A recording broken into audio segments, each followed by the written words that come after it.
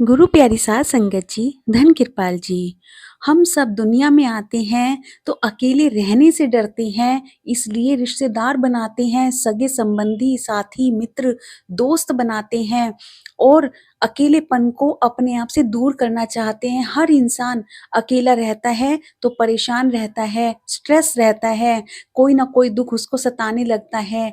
लेकिन जो परमात्मा के प्यारे होते हैं, जो गुरु को अच्छे से उनके कहने के अनुसार चलते हैं, अपना भजन नित्य नियम से करते हैं, वो चाहते हैं कि उनको अकेला समय मिले, कोई उनके पास ना आए। आइए जानते हैं इस वृतांत के साथ। एक बार एक माँ जिसके 2 बच्चे, बेटे थे और एक बेटी। एक बेटे की नौकरी बाहर लग गई, वो बाहर चला गया, बेटी की शादी कर दी और जब बेटे की बारी आई शादी की, तो उसकी शादी वो गाँव में रहा करते थे, तो शादी की जब बारी आई तो शहर से रिश्ता आया, लेकिन जिनके यहाँ से रिश्ता आया उनके यहाँ पर लड़की अकेली ही थी। वो चाहते थे कि हमें घर जवाई मिल जाए। इस वजह से कुछ समय तक तो रिश्ता रुका भी रहा कि नहीं, हमारे पास एक ही बेटा मेरे पास बचा है, मैं अपना बेटा नहीं दे सकती। अगर मैंने अपना बेटा ये भी बाहर भेज दिया तो मैं कैसे रहूँगी? कुछ समय तक वो ऐसे ही सोचते रहे, लेकिन जहाँ जोड़ी संजोग लिखा होता है, शादी वहीं पर होती है। बाद में उसी लड़की के साथ उनकी शादी हुई और वो घर जमाई बनकर शहर आ गए। अब वो जो माँ, बूढ़ी माँ थी, वो अकेली रह गई। उनसे पहले तो वो आने से हिचकिचाने लगी कि घर जवाई माँगा है, माँ थोड़ी माँगी है, तो वो आने से हिचकिचाने लगी, नहीं आना चाहती थी।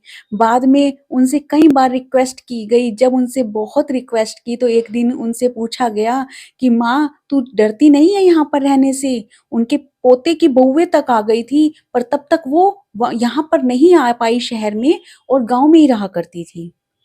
तो उनके पोते की बहू ने पूछा, अम्मा आप डरती नहीं हो यहाँ पर अकेले रहने से?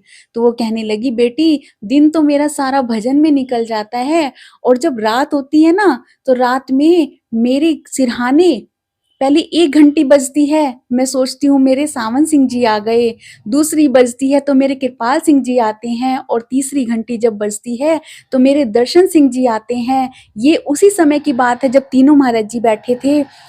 हमारे मौजूदा सरकार उस समय गद्दी पर नहीं बैठे हुए थे, तो उनकी तीनों घंटी जब बजती थी, तीनों महाराज जी उनके सिरहाने आकर खड़े हो जाते थे, तो वो निश्चिंत होकर सो जाया करती थी कि अब मैं आराम से सो सकती हूँ, क्योंकि तीनों महाराज जी मेरे पास पहरा देने आ गए हैं और मुझे ना चोरों का डर है, ना किसी और का। मैं आराम से बेफ़िक्र होकर सो जाती हूँ। अम्मा ने जब इतनी बात बताई, तो उनकी पोते की वाइफ़ आंसुओं से भर गई, कहने लगी कि हम एक पल भी अकेले रहने से डरते हैं और ये माँ दिन रात तो भजन करती है और रात में गुरु पहरा देने आता है।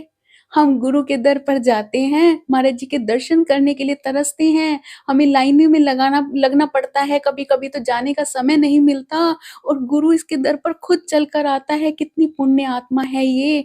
और हम कैसे हैं कि अकेले रहने से डरते हैं, अकेले होने से डरते हैं, इसलिए अपने आस-पास मकड़ी का जाल फैलाए बैठे हैं, अपने बच्चों को, अपनी घर गृहस्थी को आस-पास अपने लिए बैठे हैं। अगर कोई ना मिले तो मित्र, दोस्त, यार बनाकर रखते हैं, पर जब जाते हैं तो जाना तो अकेले ही है। फिर ये इंसान तड़पता है कि अब मैं अकेले कैसे जाऊँ? जब सारी ज़िंदगी तो इन सब में बिता दी, अब उन्हीं की यादें बार-बार याद आती हैं, इसका ये रहता है, इसके लिए ये फ़र्ज़ पूरा करना है, इसका ये काम नहीं किया, तो बाद में जब जाना अकेला ही है, तो अभी रहने में क्या डर है?